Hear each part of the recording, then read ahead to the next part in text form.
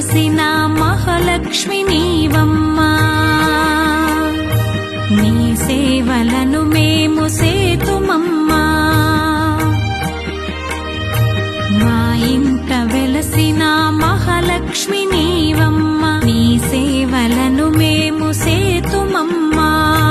పసుపు కుంకుమలతో నారికేలములతో, పసుపు కుంకుమలతో నారికేలములతో నీ పూజ ఘనముగా చేయుదము తులసమ్మా.